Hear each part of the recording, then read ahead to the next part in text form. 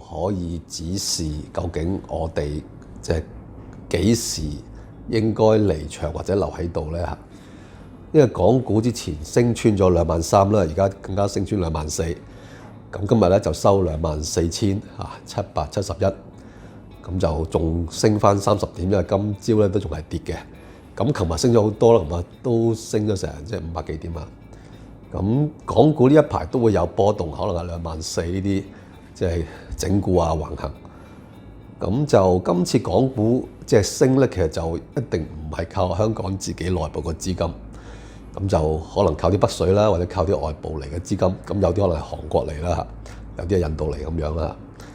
咁所以睇翻香港之後嗰個後市咧，其實就反而應該睇個成交額嚇，就唔係話睇個價波動幾多嚇。因為如果係外邊嚟啲錢咧，佢一進一出咧，其實嗰個成交額係好大嚇。咁就我自己咧會有3個指標啊。因為而家其實港股都仲係以成交額嚟睇都仲係健康嘅。咁邊3個指標咧，就係我會覺得咧，即係如果你嗰個整體恒生，即係成個香港嗰個市場嘅成交額，如果仲係超過2000億啊，每日2000億以上咧，咁我覺得都仲係有錢入緊嚟嘅，或者係即係外資咧都仲喺度嘅。咁就我哋最高嗰陣時可能舊年9月尾去到即係10月初咁樣，去到6000億試過嚇。咁呢一輪咧最高都有人接近4000億嚇。咁有陣時3000幾億，而家今日就2719億，2719億。所以如果你睇翻今次咧，都仲有2000幾億啊！即係平時我哋得1000零億啊。咁所以我哋只要高過平時嗰量咧，啲錢都仲喺度。咁所以第一個指標咧就係恒生指數或者係成個香港股市咧嗰個成交額，如果仲係高過2000億嚇，咁即係錢都仲喺度，可以即係留住先啊。咁第二咧就係要睇下買乜啦。咁我就會睇另外一個就係盈富基金。盈富基金基本上就係恒生指數嘅反應嘅嚇。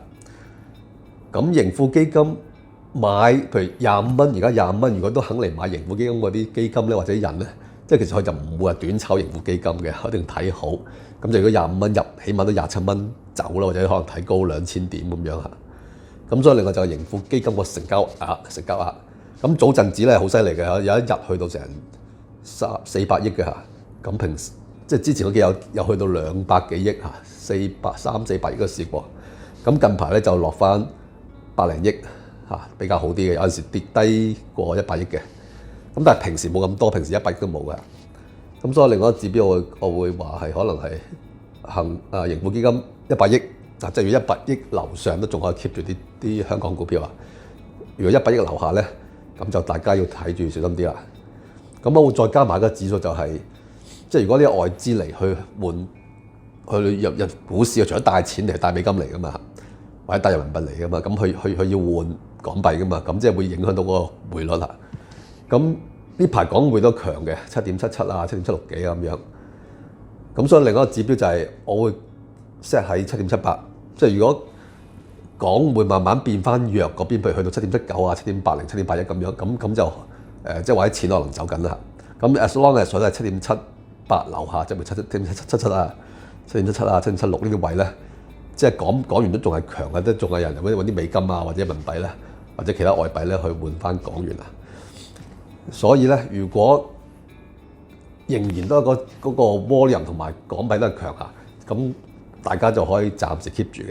咁但係只要其中一個指標變弱咧，你可以部分撤走先啊，即係部分買一啲。咁3個指標，只要其中一個唔達標，咁就你可以試下嘗試買一部分先啦。咁如果3個指標都唔達標咧，咁我覺得大家最好就平個倉下，離場先，再觀望睇下會唔會跌翻再升。因為如果咁就可能錢就離開緊香港，可能會比較大少少嘅調整，但係可能會再嚟講唔定咁。但係咁即係睇翻，記住邊3個指標咧？恒生即係嗰個成個市場嘅成交2000億樓上咧達標，2000億樓下就唔達標。盈富基金咧係當100億啦，100億樓上嘅達標，100億樓下成交額咧就唔達標嚇。港匯咧即係個匯率咧就7.78高過去啊，咁就唔達標啊，7.79啊、7.8、7.81呢就唔達標。7.77、7.76低過7.78咧，就達標，即係港匯強。如果三個都達標嚇，可以 keep 住佢；部分唔達標咧，可以買幾部分；三個都唔達標咧，就最好就先離場觀望先啦。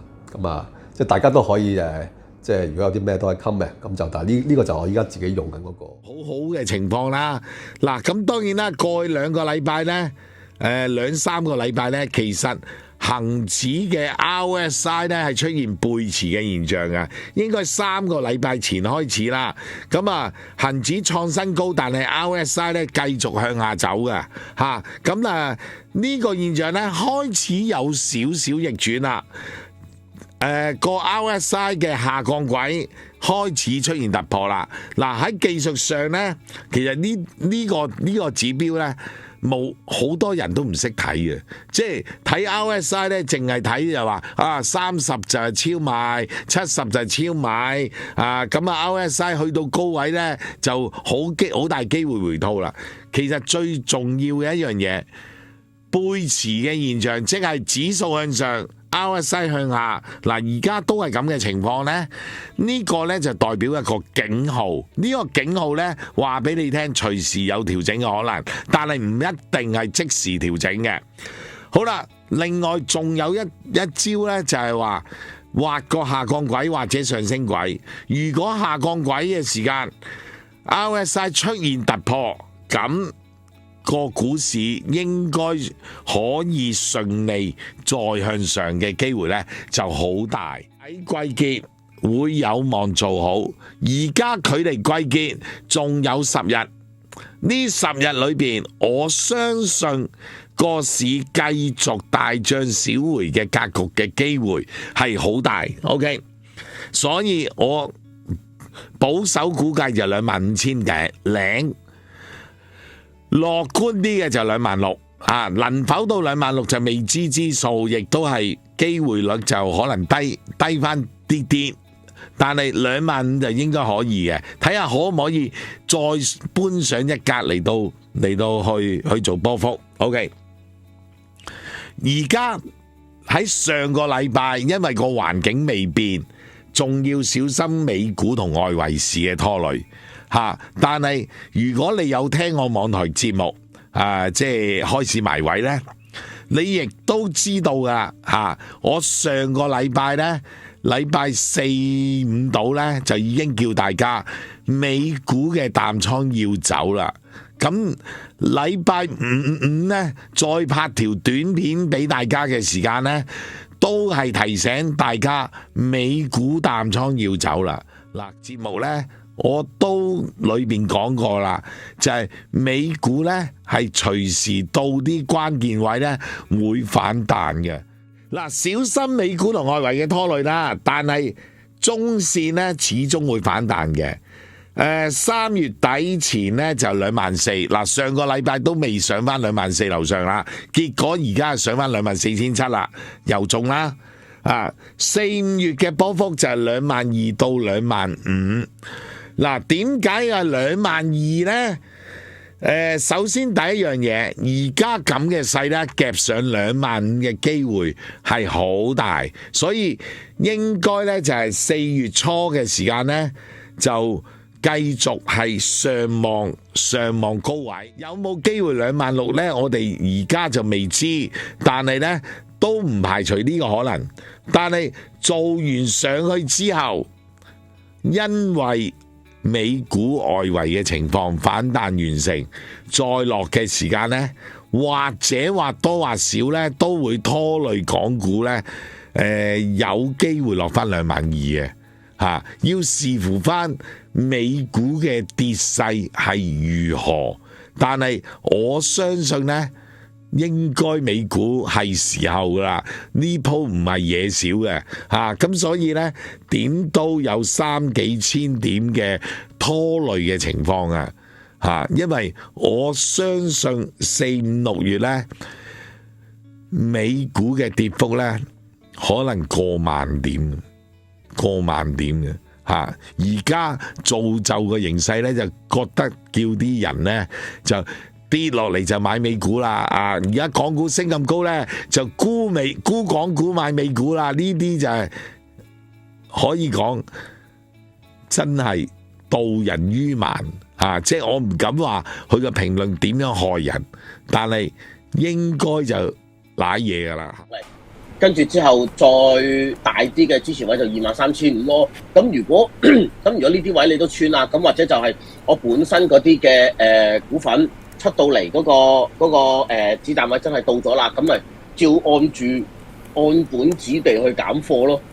即係我而家自己嗰個操作，我其實冇買到新經濟股啊。即係我反而就係睇翻嗰啲中特股啊，1088啊、883啊嗰啲咯。即係就唔會走去。唔會話啊！我而家希望我博騰訊升咗15%，或者就係阿里升咗15%。反而呢一樣嘢，我覺得博嘅機會係細咗嘅。咁第一樣嘢就係因為你開始見到咧24,600、24,700、24,800呢啲位啲，佢就開始嗰個買貨嗰個力量係細咗。你會見到呢件事嘅。咁啊，回到啲咩位？大家肯買翻咧，咁咪到時先至再睇啦，因為唔知幾時先至會見到嘅。但係啱啱 mark 嗰啲支持位，咪再繼續睇住先咯。咁但係即係唔好話諗話會唔會25,000啊？會唔會幾多啊？其實不如你諗下，我如果會25,000，我手頭上嗰啲係咪我手頭上嗰啲繼續回1000點、回1500點，你都繼續揸咧？即呢一個係反而我覺得實際少少。到最終真係會見25,000嘅，咁但係你嗰啲已經升完㗎咯喎。378蚊，今日最高位咧380蚊都見過，即係差唔多成40蚊嘅幅度㗎啦，10幾個%㗎啦。但係我覺得都仲有少少空間可以到嘅，因為咧舊年10月嘅話咧，佢其實個高位咧係397嘅。咁即係話仲有20蚊到啦，咁啊即管就搏埋佢啦，即係如果有貨嘅咪繼續 keep 住咯，冇貨嘅你要搏嘅，港交所係其中一隻較為會係調整少而升幅係夠嘅股份 ，OK， 所以港交所呢就係追落後之選，仲係嘅。但係當然啦，而家從一個禮拜前就已經差好遠啦。咁你注碼上控制得好啲咯，細啲咯，嗱，港交所有得搏，尤其是搏而家到月尾呢10日，呢10日希望可以有帶嚟一個驚喜俾大家，睇下上唔上到400蚊啊！因為成交額嗰啲平均成交呢係都多過以前噶啦，好多噶啦嚇。好啦，第二隻波就係其實今晚已經出業績嘅就係騰訊啦。嗱，如果出嘅業績喺聽日稍為回落呢，有 take profit 嘅話呢，咁就可以買。我諗咧就話低位咧應該係520、530到啦，應該530到啦，咁你就可以搏。當然如果聽日裂口開高已經550嘅，咁你就唔好搏啦。即係我就俾個參考位你嘅啫。因為530、540幾呢度就啱啱兩個頂，如果下邊嘅上升軌唔穿就可以搏。如果裂口開高開爆頂再上去嘅話呢，咁你搏呢就相對嘅風險就大噶啦。咁所以睇下聽朝點開啦，同埋出嘅業績係點啦。我諗一陣間。因為而家我錄音嘅時間就5點鐘啦，應該5點半到6點咧就已經出咗業績噶啦，咁到其時冇辦法啦，但係騰訊其實我上個禮拜、前個禮拜都一直都講緊騰訊係可以愛嚟搏嘅，願意將啲錢擺去做呢個派息，但係又唔願意加大嗰個 AI 嘅資本開支，係咪保守得滯呢？定係佢對呢個 AI 有啲乜嘢嘅第二啲嘅睇法呢？咁你話份業績因為佢唔講呢樣嘢，所以跌落嚟，咁係咪一個完完全全係咁呢？定係我因為見到以為我哋本來個 market 憧憬緊騰訊一定要講噶啦，或者佢會講得大啲噶啦，或甚至乎就係最少有阿里嗰種講法啦，冇。咁佢維持咗個資本開支喺嗰個盈利嘅低雙位數啊，即係嗰啲咩11、12、13啊，嗰啲低雙位數。咁因為佢上2024年佢都係講緊係12% 啫嘛。